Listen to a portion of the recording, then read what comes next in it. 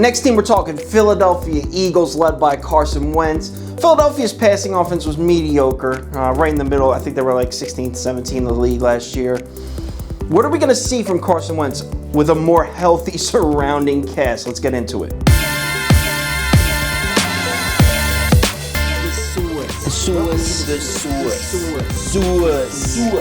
Welcome to The Source. Thanks for tuning in. Make sure you click the subscribe button so you don't miss any.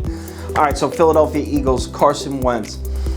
I am a Dallas Cowboy fan, but I do really like Carson Wentz. I think anyone out there saying Dak Prescott's better than Carson Wentz has been smoking glass or just isn't watching the games, to be honest. Because, all right, take a look at that second game, and I'm not even going to pull out my phone to get the exact date. It was the second time the Eagles played the Cowboys last year. This tells the whole story.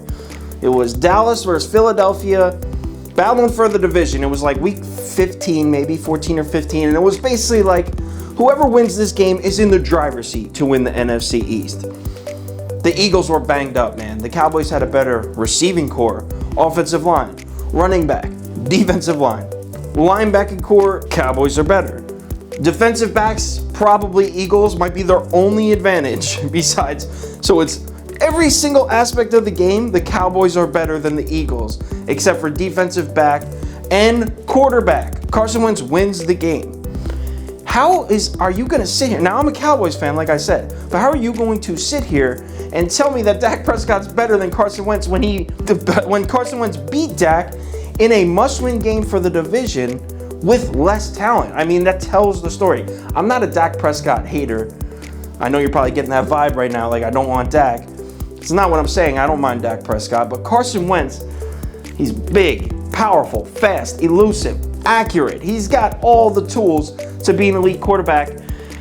He's a little bit inconsistent, and he needs to stay healthy. Those are the only parts of Carson Wentz that are even up for debate. Now, the Eagles on the defensive side of the ball made a lot of changes, but first, before we get into the defense, let's stick with the offense. So they kind of revamped a lot of their offensive, I have it right here, a lot of their offensive coaching. They hired Marty Morningweg as a senior offensive consultant, hired Rich Scangarella as a senior offensive assistant, Press Taylor, passing game coordinator, Matt Burke, run game coordinator, hired Mark Manuel as defensive backs coach, Aaron Moorhead as wide receivers.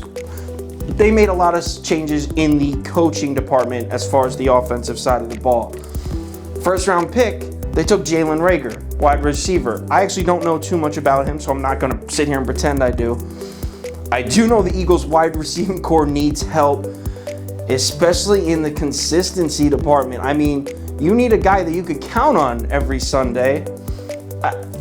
Can you count on Alshon Jeffrey, or what the hell's the guy, the name of the guy who keeps dropping all the passes? Nelson Aguilar. You count on these guys, and they have proven to us that you can't rely on them on a week-to-week basis. All right, so defensive side of the ball, they made a ton of changes here. The biggest one being, let's talk about the obvious one. They traded for Darius Slay, one of the best man coverage cornerbacks, one of the best man-to-man cover cornerbacks in the league. Everyone likes Darius Slay. The Lions are one of those teams where everyone likes their players because they have good players and never manage to put together a good team. Darius Slay falls under that column. Excellent cover corner. A man cover corner, especially on a shit team, doesn't really get the recognition because you just won't throw at him. He's one of those guys. You just don't throw at Darius Slay. You won't see him in highlights or anything because he's doing his job. So the Eagles added Darius Slay. They traded a third-round pick and a fifth-round pick, underpaid for him. I think basically Detroit's saying we don't want to give him the $18-19 million contract he's going to want. I'm not positive about that, but most likely that was the reasoning. The Eagles already have Fletcher Cox and Malik Jackson. They also added Jason Hargrove, signed him to a 3-year deal. I mean, with Saquon Barkley and Ezekiel Elliott in that division, the Eagles are basically just making sure all the A and B gaps are covered on every play. Ezekiel Elliott especially has had a lot of success against Philly. They can't seem to keep him out of that 6 to 7 yard run right through B gap every single time. Takes the handoff to the right or left, plants right through B gap, 6 or 7 yards. Rinse, lather, repeat. I think the Eagles are sick and tired of this. But with Fletcher Cox, Hargrove, Malik Jackson, basically they're saying we're not letting Ezekiel Elliott or Saquon Barkley beat us at all. They drafted safety Kamon Wallace in the 4th round. I like how they signed Jalen Mills, and I'm from New Jersey, so there's a lot of Eagle fans around here. Eagles fans are this with Jalen Mills. One week they love him, the next week they hate him. I personally like him. I think he has a lot of upside. I do agree, I have seen him get smoked before pretty badly. Some bad pass interference calls sometimes, but overall, Jalen Mills is a cool defensive back. To lock him up for how many years? 1 year contract.